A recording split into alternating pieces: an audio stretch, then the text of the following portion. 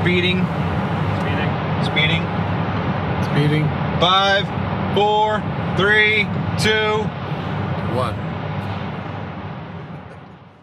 The world is changing faster than ever.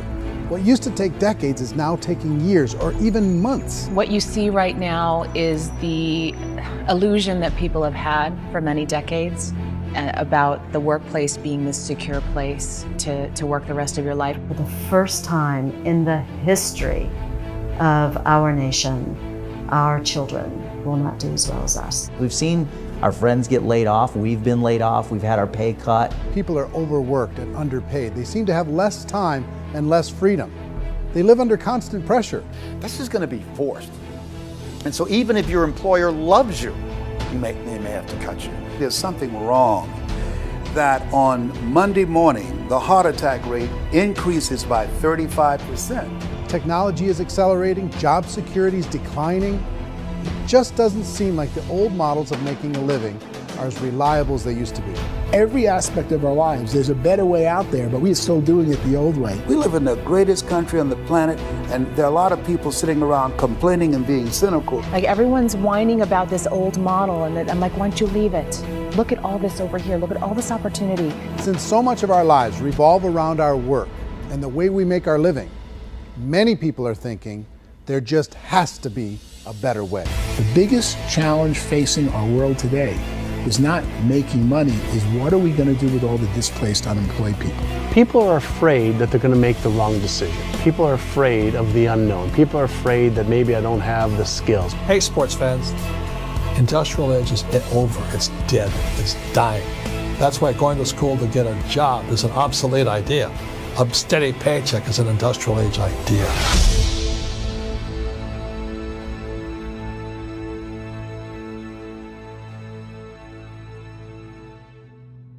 It's the search for answers that has brought us here together today. My name is Eric Worre, and for almost 30 years I've been an entrepreneur, struggling at times, but ultimately succeeding. As a best-selling author, speaker, and business owner, I've spent my entire career helping millions of people around the world to become entrepreneurs. And I believe strongly that there is, in fact, a better way when it comes to how we make a living. The career landscape has changed dramatically, and many are still working in a model that is completely out of date. What worked for previous generations isn't working as well for people today. In this film, we're going to explore 3 important questions. First, what's really going on in our working world today? Second, in this new economy, is it better to become an entrepreneur, or is it safer to work for someone else? And third, if a person decides to become an entrepreneur and start their own business, how can they do it without taking on massive risk? To help in this journey, I've brought together some of the greatest experts and thought leaders in the field of entrepreneurship to share the real facts with you. My intention is to give you new information that will allow you to make choices that are not limited by an old, outdated model. Let's start by understanding what's going on in our working world today.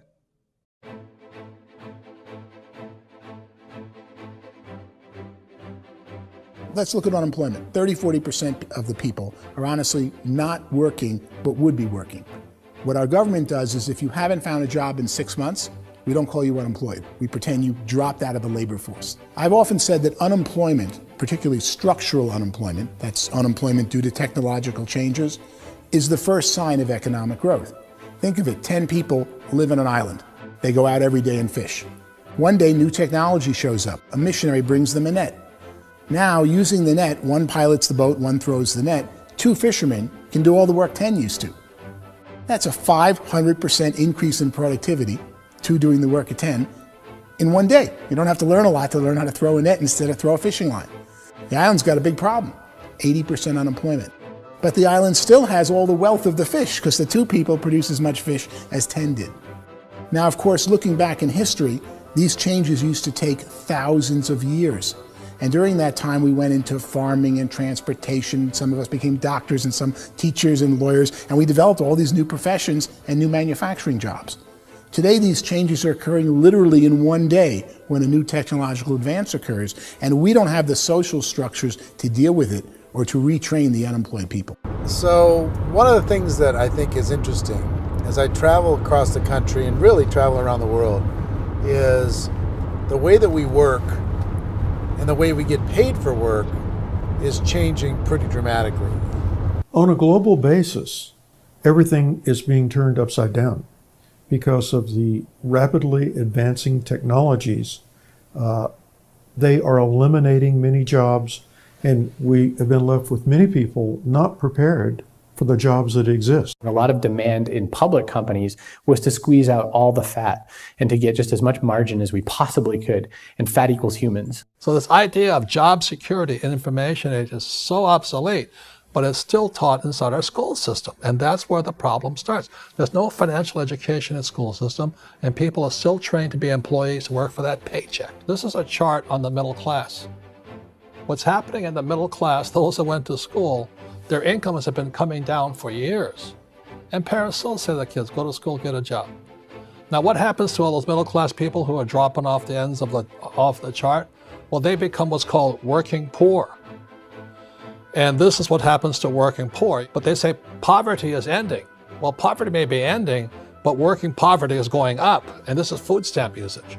So food stamp usage in America is going through the roof right now because people cannot earn what they call a living wage. Most people have experienced financial pressures that I think are probably greater than they have been in the past. If you're not working for yourself, then it's going to be a pretty hard road for a lot of people. Today, if you're going to control your future, the 40-40 plan is gone, where you can graduate from college and get a job and work for 40 hours a week for 40 years.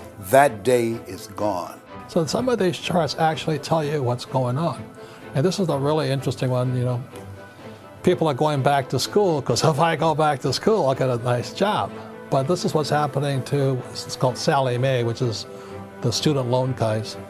Student loan is going through the roof. It's now over $1 trillion, and student loan debt is worse than credit card debt.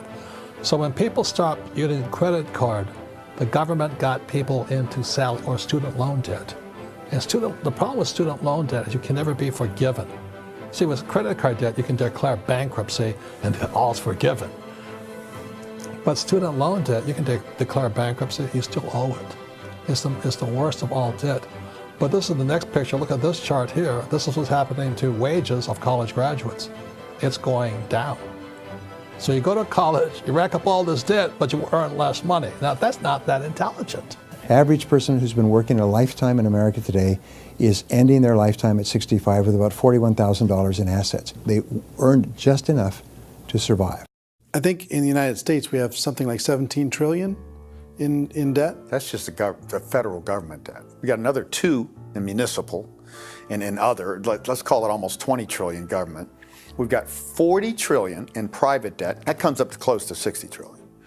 When you then add something we never had before, what you were talking about, when we look at the unfunded portion of Social Security and primarily Medicare, Medicaid, that at the most conservative estimates from outside firms, Kleiner Perkins, 67 trillion and growing. That's more than all our other debt. There's less conservative estimates that say it's 84 trillion or higher. I added up conservatively $127 trillion in total debt. Debt is a financial drug. When you take it to excess, it's like taking a drug. Yeah, it makes you feel better, it enhances your performance, but at a huge cost, eventually it kills you. And so that's what happens. We keep doing more and more debt, and you get less and less results, just like a drug, until the debt gets so high that it crushes the whole system. That's where we're at, 8.2 times GDP. You know who I feel sorry for?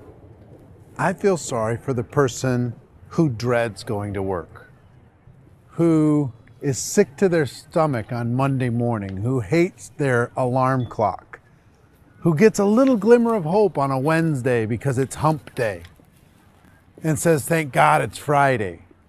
And they live for those 2 days a week where they get to be themselves and they don't have to be around people they don't like, and they don't have to play the political game in the office, and they don't have to live this half life. The person that works 50 weeks a year just to be able to have the 2 weeks for vacation. And you know what happens to most of them nowadays? They don't have a vacation. They have a staycation. They have time off of work, but they don't get to go where they want to go because they're overextended. They've got all this debt. They got all this situation. They hate their alarm clock. They can't sleep until they're done. They have to spend most of their life in traffic. I feel sorry for that group of people because there's a better way. They just don't know it. I see this really interesting attempt at rugged individuality in a 6x8 rectangle. And I feel like you're all the same, except for the little push pins of the pictures. There's different pictures. Yours is named Jenny and his is named Sujara, but it's the same people. And this is how they are, and they're just like the zombies, and there's no joy in there, there's no fun. There's always like the wacky woman who decorates her cubicle, and that's the most she can do there. You got to give her credits, right? The wacky cubicle woman. The basis for their life is worry. I'm worried, you know, maybe I'll get fired. I'm worried maybe my company will go out of business. I'm worried I can't keep spinning the plates on paying the bills. I'm worried about how do I send my kids to college. I'm worried, what if the transmission of my car breaks? That's, you know, 2 or 3, I can't fix it. People live in a sea of worry, and it eats at them. Those signs that people held up during the Depression didn't say looking for gainful employment in a cubicle. It said looking for work. Work is what we're looking for. Job is just a unit of measurement. Work is what we're going after. It's time to look in the mirror and say, it's not the economy, it's my economy. It's my little world of where I am. I need to improve. I'm not going to wait for the economy to come back because frankly, the economy is doing great in this country. So I'm here on Wall Street, the financial center of the universe, the financial capital of the world. This is where most people's money goes to at least be held for a time, right? With interest rates in banks being effectively zero, and many experts are predicting it's going to stay at zero for the next 10, 20, even 30 years, people feel like they don't have any choice but to put their future into equities, to put their future into the hands of other people on this stock market, and hope that the stock market goes up, hope that the stocks that their advisors pick or that they pick goes up. That's one way to go, I guess. It's my personal belief that if you put your future into the hands of yourself, in other words, you have earning power by yourself, I think you're a better investment than these guys. I think you controlling your future is a better option than handing over your retirement to these guys. The average household income in the United States is approximately $50,000 a year, what they call the middle class. To reach the top 25% of income earners, you'd need to earn at least $90,000 a year. To reach the top 10% would be a household income of $140,000, the top 5%, $190,000, and to be in the top 1%, you'd need a combined household income of at least $380,000 a year. So here's the question.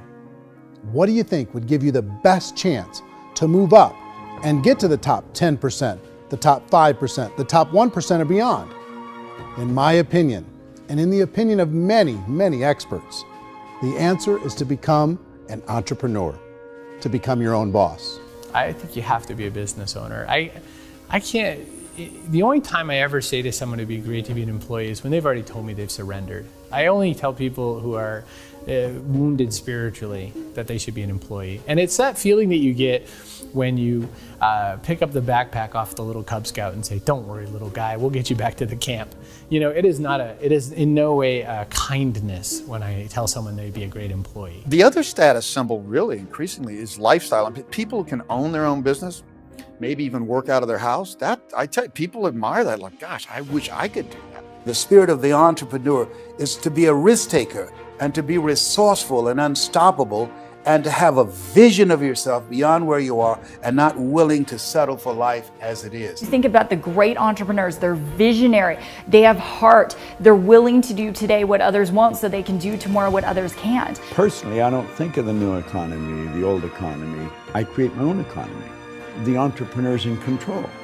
I decide what the economy is going to be like. In the world of entrepreneurship, there are no limits. you can make as much as you want, depending on how much you want to work and how smart you are and how great a team you put together.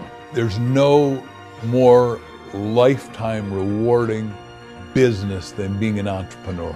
Why in America, where anyone could be anything, would people want to give up their freedom and become effectively a modern-day slave, told shut up and be here every morning at 7:30, leave at 5:30, and do what I tell you? If people decide to become an entrepreneur and work for themselves, they have some traditional options, but they're riskier than you might think. Any kind of a retail business, retail build-outs, is extremely expensive. Even just these small little yogurt stores where they're putting little yogurt machines and you get all the different flavors, you're spending $200,000, $300,000, $400,000 to open a yogurt shop. I would love to buy a Dunkin' Donuts, but it's a $500,000 or so to start.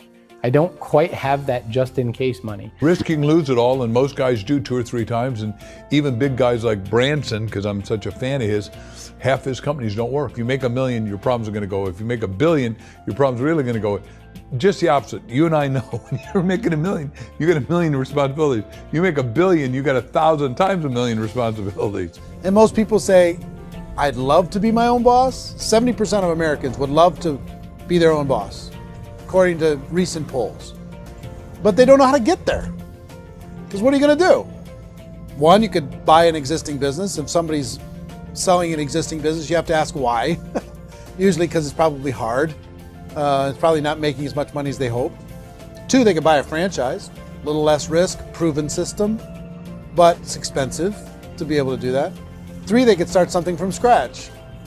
And that's where a lot of people feel like, I don't have the chops to do it. I don't have the money. I don't have the product idea. I don't have the expertise. I don't have whatever it's going to take to be able to get there, and I can't risk my family to do it. So 4th, they could become an investor. A lot of people in this town invest to try and figure out a way, but you got to be pretty smart with that game too, right? Venture capitalists, who are the very best and most sophisticated in investing in new breakthrough businesses, make it on 1 out of 11. That means 10 out of 11 are mediocre or fail. Most of them fail. That's the risk there. An angel investor is lucky to get 1 out of 15 or 20. A business is a team sport. Like, I have to have accountants, I have to have engineers, I have to have system designers, I have to have sales, marketing, I have to have accounting, I have to have mission statements, I have to have legal and all that. The average Joe Schmo, even me, I go out there, I don't have the skills to put a business together. I think the bottom line for the 4 traditional options is they take money, sometimes a lot of it. They take expertise, and they take time. All of that adds up to just too much risk for most people. I bought a business from somebody else and it was a lot of work. And you start wondering, what did I just buy? Because I guess ultimately I own your email list and I just overpaid for it. People that start their own business, they spend a lot of money, they spend a lot of time, a lot of effort to get things started. And the more you invest on the upfront, the harder you typically work at it. I can tell you what the success rate is of a restaurant. What is it? They're crazy enough. About 90% of them fail. About 90%, in how quickly? Year or less. Wow. And if we're talking non-franchise, we're talking franchise, Sure. That's totally different. Yeah. But our students aren't getting franchise restaurants. You got to invest big money. Exactly. And with someone like McDonald's, you've had to work with the company for a long period of time, really know the To even have a business. chance of investing $1 million. Have a chance, and it's a slim chance. What if there was a way that you had all the proven aspects, the comfort aspects, and you could still control your own life? What if there was both? In other words, you didn't have to create everything from scratch. You didn't have to be a super leader. All you had to do, what if there was a proven product already? You didn't have to create the product. And there's a proven system already, proven training already. Everything except an employer. That was the only thing that you didn't have. Do you think more people would be open to working for themselves in that environment?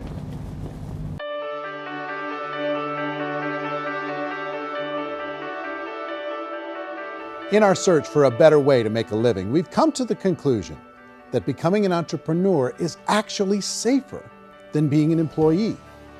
And through our look at the entrepreneurial options, one particular path kept coming up from expert after expert. And I think most people will find it surprising because it's certainly a non-traditional business model. That model is for people to start their own business and become an entrepreneur through the creation of a network marketing business. Some people call it direct selling because the product is being sold directly from the manufacturer to the end consumer, cutting out the middlemen. Other people call it multi-level marketing, or MLM, because there are multiple levels of commissions paid. The most common term today is network marketing, because network marketing best describes using a large group of independent distributors, independent entrepreneurs, to move a product or service more efficiently. So my friend here, Donald Trump, and I, we always write about the network marketing industry. And the reason we support the network marketing industry is because it really is a business school for entrepreneurs. Because most people come out of school looking for a paycheck. Oh, that's terrible. I went to network marketing like that.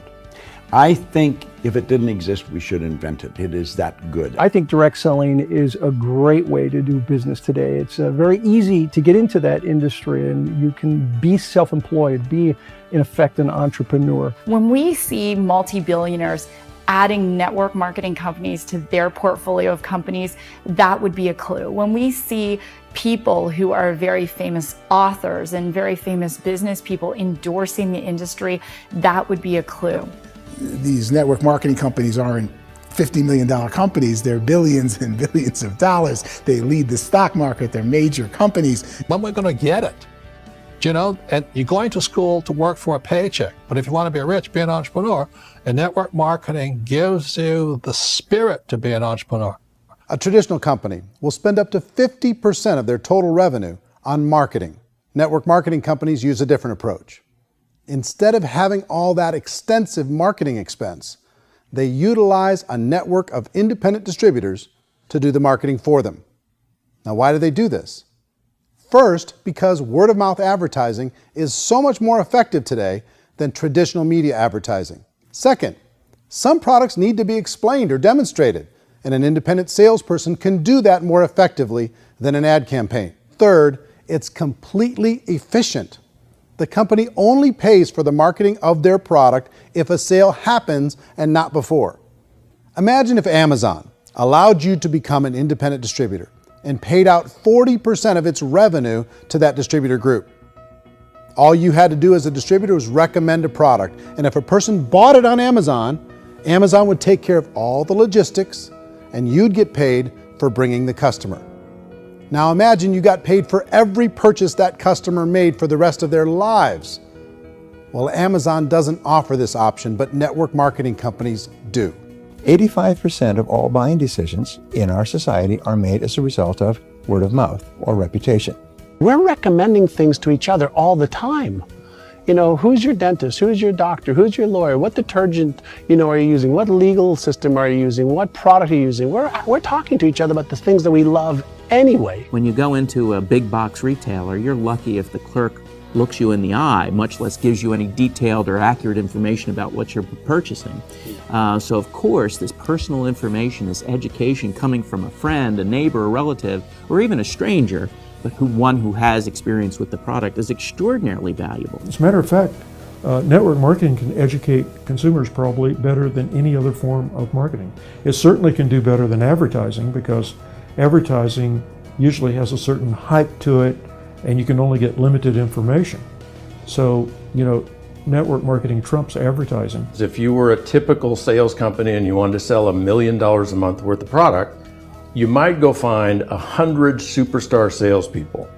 The quota would be $10,000 a month. So network marketing as a distribution system just flips the numbers. So we use 10,000 happy, raving fans of a particular product, and we don't concern ourselves so much with how much product each one of them individually sells. If they sell just $100 or $200 a month, and there's 10,000 of them, you're selling $1 million to $2 million a month worth of product. And that's the best way I can explain how network marketing works. This is the marketing arm of the company. There's not money being wasted on bricks and mortar. There's not money being wasted on inventory that's sitting stagnant somewhere. There's not of employees standing around that don't have customers. These are people that are going to connect with customers. These companies allow people to become independent distributors for extremely low cost and with no minimum time or sales quota. Essentially, they own their own business and can provide as much or as little sales as they choose. In other words, the distributor gets all the benefits of traditional business ownership without the risk. The advantage of network marketing is the ease of entry, the low risk, and the low startup cost, because almost everything else has very high risk. You can get in for a minimal investment. You're buying into a system that's already been proven, products or services that have been proven to work. The keys to network marketing is providing an opportunity for the masses to get involved, providing an opportunity for the average person who doesn't have the resources to start their own business. All of this so far is fairly straightforward, but network marketing offers another benefit, and it's this benefit that makes it so interesting for entrepreneurs. Network marketing allows a distributor to build their own network of other distributors and then compensates them on the sales created by that entire group. Direct selling is, at its base, very simple. It's the sale of a product or service to an individual on a face-to-face, one-on-one basis, just the way we're talking right now. But there's an important element as well, and that's the offering in conjunction with that sale of product, the offering of an opportunity for someone to make something of themselves. No matter what your social status is, no matter what language that you speak, I mean, look how many unbelievable people are becoming successful that speak every kind of language out there. What an awesome gift to give the world. Instead of having to work your way up in a system and prove that you could be a sales manager, they just decided everybody can be a sales manager. Everybody gets to build a sales team from day one. And so what that brought into the system of growth as a direct selling company is the concept of compounding or geometric progression. Because now you can actually grow a sales force very quickly because everybody is enrolling people in their own sales force. People who are like, oh, this is weird, I'm building a sales team, or what do you think you do at a regular company? How do you think a regular company works? Network marketing is the only industry that doesn't say your past determines your future. It looks at your past and says, okay, now what can we train you to do so you can have a great future? Every other employer out there wants to exploit you for what you already know, not teach you something new. Network marketing has the potential to save the United States and the world because it's going to teach people not to be employees, but to be entrepreneurs.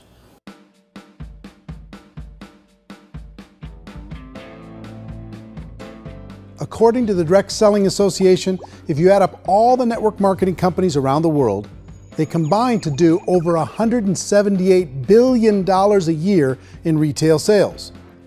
To give you an idea of how big that really is, the NFL, the National Football League, does approximately $9 billion a year.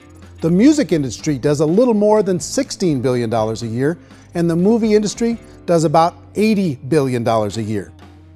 Using a conservative average, network marketing companies pay their distributors about 40% of that $178 billion in the form of commissions, which adds up to more than $71 billion a year. That's almost $6 billion a month. It's almost $200 million in commissions every single day. So it's certainly working, and people are making serious money in network marketing. With the growth of the direct selling industry over the last 10, 15, 20 years, we've seen a broader understanding of the channel. We have seen more and more people getting involved in the business, so our penetration in the marketplace has increased, and thus the understanding in the marketplace of who we are has increased. And we've seen non-direct selling companies look at the direct selling model and say, something's going on there.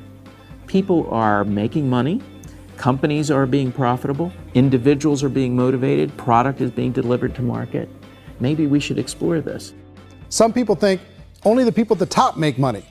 Well, let's take a look at that as well. In the network marketing profession, there are roughly 500 people in the world who earn over $1 million a year. If you round that number up to $2 million a year, that adds up to about $1 billion a year. That takes the $71 billion paid out each year down to $70 billion. So where does the rest of the money go? The vast majority goes to part-time people making anywhere from a few $100s a month to many thousands of dollars a month. It goes to people who choose to make it a full-time career move and earning even more than that. Every day, people are using the money they earn through network marketing to pay off debt, have more fun, and improve the quality of their lives. Everyone I know in network marketing has been doing that since the 50s. They go to work when they want to go to work. They stop working when they want to take time with their children to have a leisurely breakfast and discuss issues and driving to school. They go back to work when they get home, wherever they're working out of. The biggest thing that I've seen is people that have become much happier in their life. MLM has probably made more millionaires of more people in more countries, and I've spoken to them in 67 countries, than any other single form of business, starting from nothing. If they have a choice between working a job for the next 10 years or working a network marketing business for the next 10 years, the result of working the network marketing business will be better. A lot of people within the industry go on and make this a career and do extremely well at it. Network marketing has been nothing but good for everyone I know that's been involved with it because they did it seriously and they played full out and they've been very successful. It's been a constant barrage of success stories and people showing off stuff that they got as a result of it. How many people are involved? Approximately 16 million Americans and 96 million people around the world are currently participating in network marketing. And in a recent poll, 82% of those people report a good, very good, or excellent experience with network marketing. So people are happy.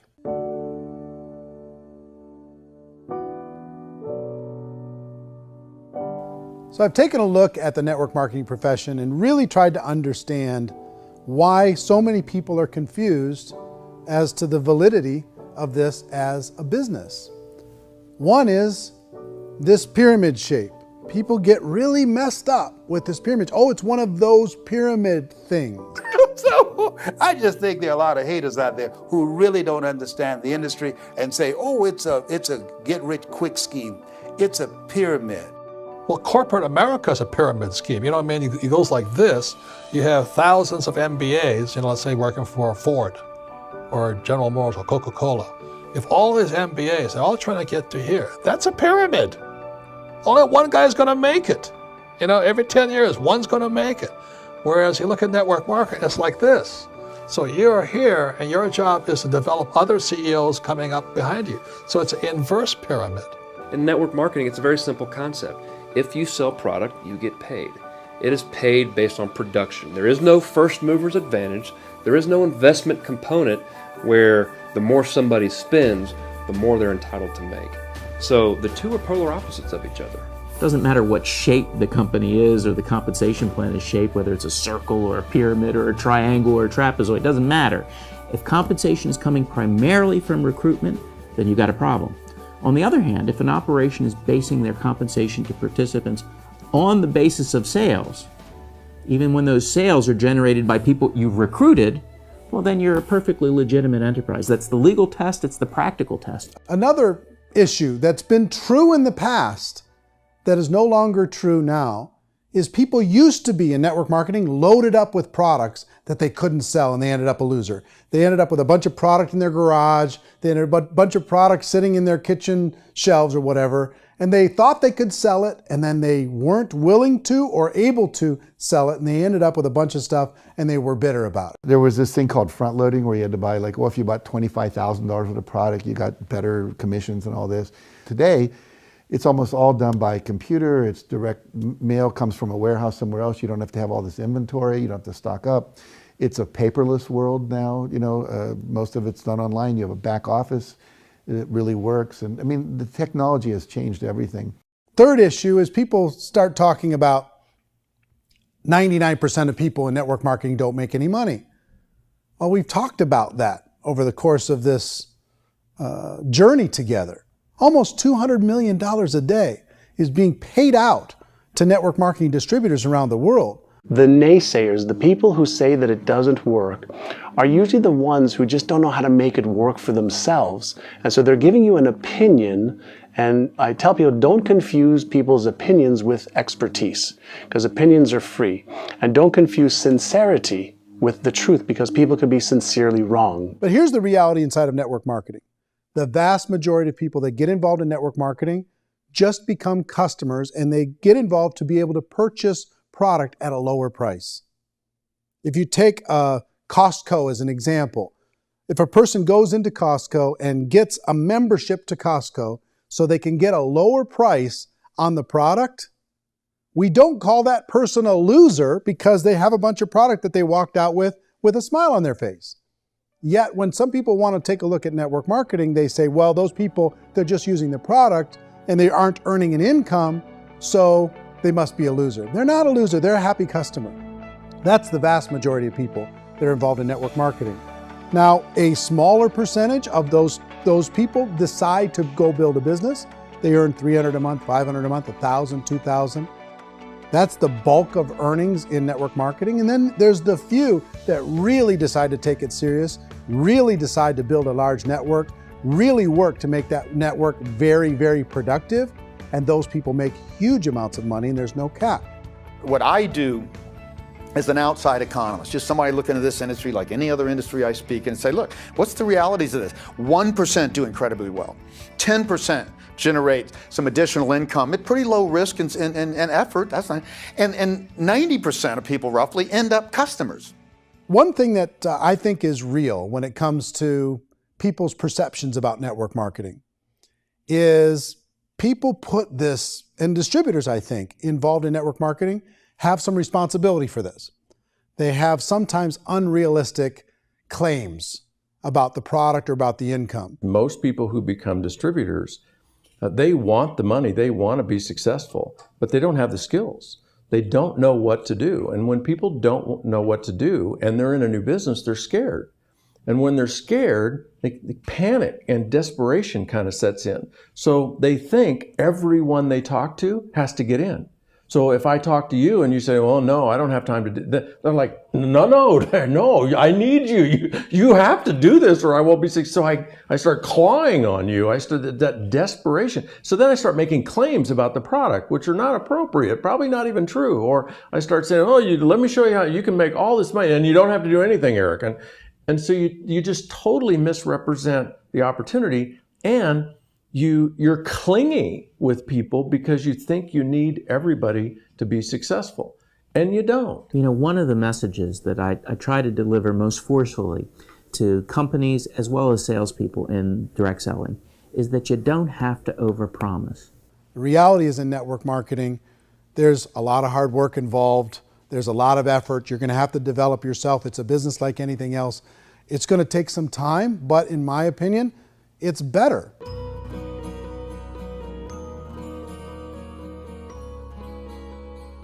It's light years better for people starting today than it was even 5 years ago. I think it's more widely accepted now, and people understand it is a business. It is being an entrepreneur. It is being a business owner. Our belief system is based upon our evaluation of something.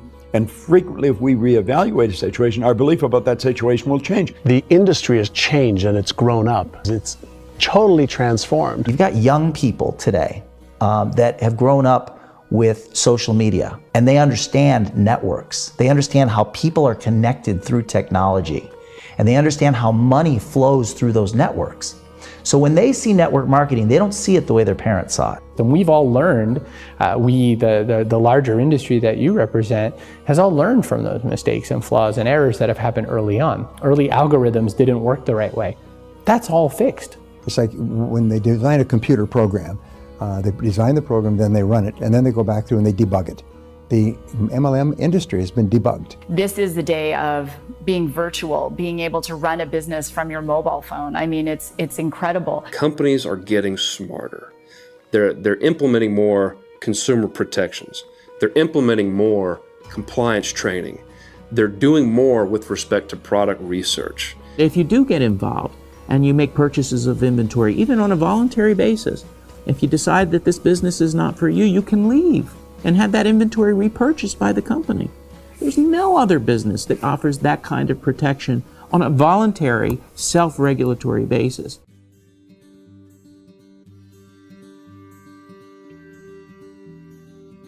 If you decide to look further into a network marketing business in order to generate more cash flow for your family, I would recommend reviewing the following 4 elements. First is the product or service. And on the product or service, I would ask 5 important questions. 1, do you like it? Is it something you would feel comfortable sharing with others? 2, is there a recognized need in the marketplace? It's hard to create a need if one isn't naturally there. 3rd, does the product meet that need? Does it solve a legitimate problem for consumers? And 4th, is it priced to sell? Can it compete in the marketplace?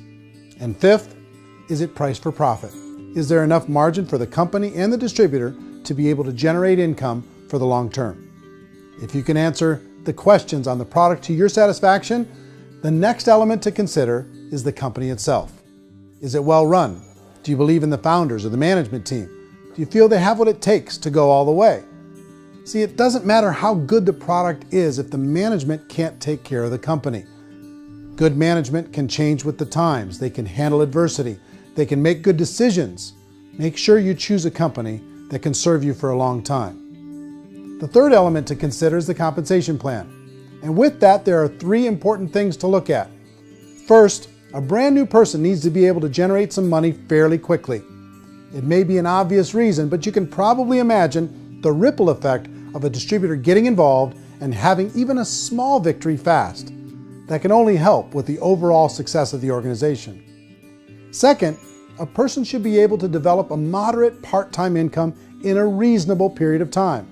As they develop their network and as their sales grow, they should be able to enjoy more benefits.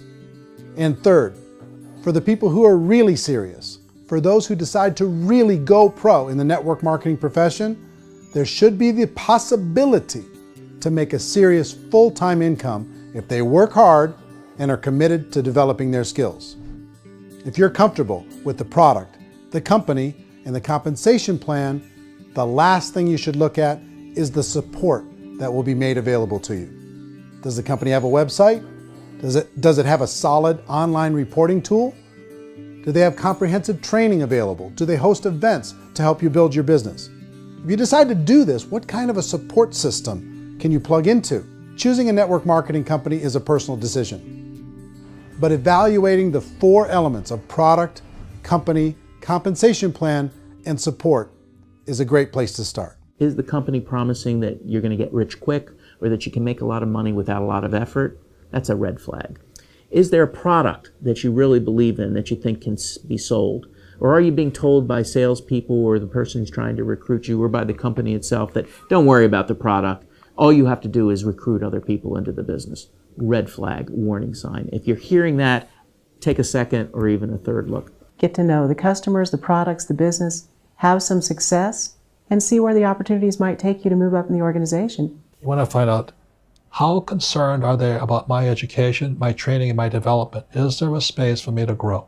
Most important question. Learn everything that you can about the product. Make sure it's something that you believe in, and learn everything you can about the industry and work that system. You have to be very passionate about whatever that company is doing. I would get involved. You can always test drive anything, the product, the service, the community, and then lean into it a bit. If it feels good, then lean into it a lot. Behind me is the Lincoln Memorial. And this is a place where Martin Luther King Jr. had his famous "I Have a Dream" speech. And at that speech, he talked about his dream for equality for everyone around the world, and that's a noble dream. But I think more people need to remember what it was like when they were kids and the dream was still alive in them. Before it got beaten out of them by reality, by this paycheck, by these responsibilities, and by having to live for this job to pay the bills. I think people need to remember that, go back to that. Once they know that there's a better way, I think their future is going to be much brighter. They can live a better life.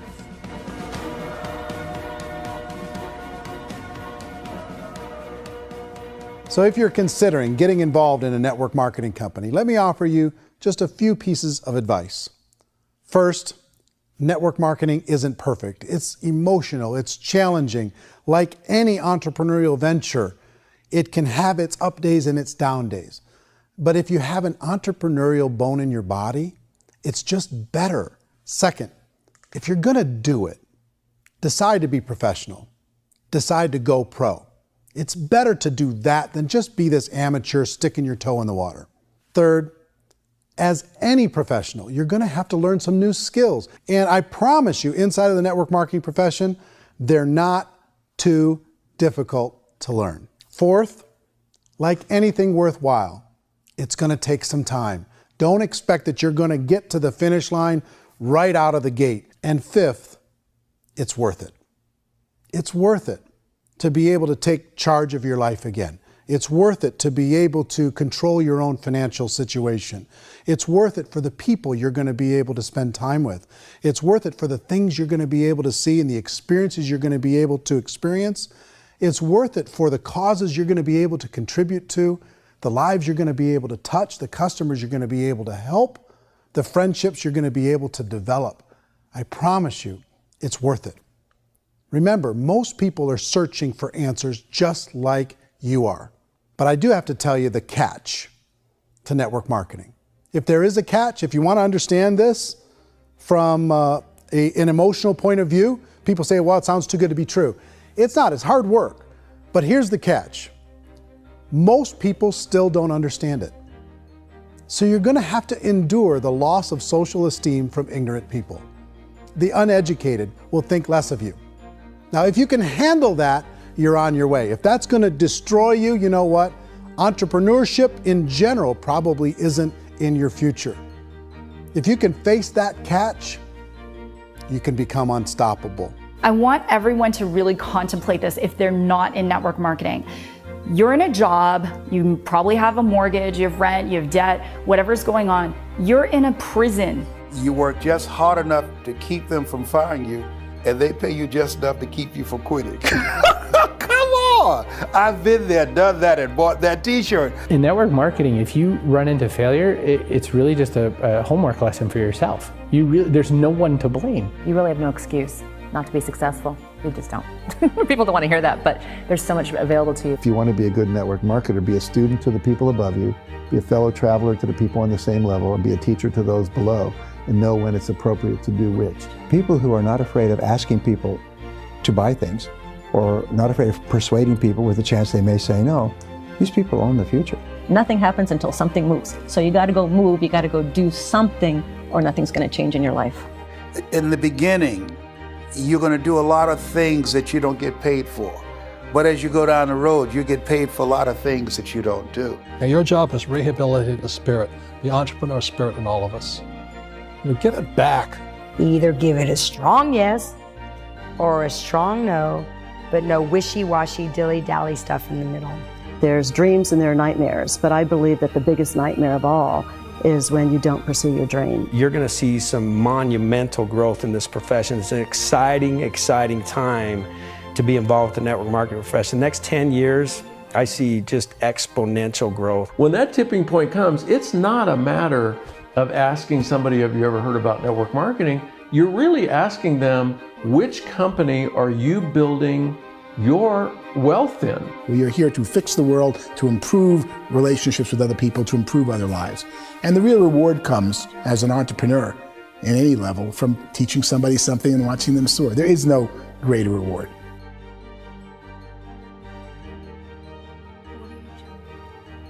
Life's too short to spend it living someone else's dream instead of your own. It's too short to spend it living at a fraction of your potential. Can being an entrepreneur be a challenge at times? Sure. But here's what you get in exchange. It can be yours. Something that you built, something that you created, something that you made happen. This balloon represents your dream. It represents entrepreneurship. My wish for all of you is that you would reach out and grab it. The choice is up to you.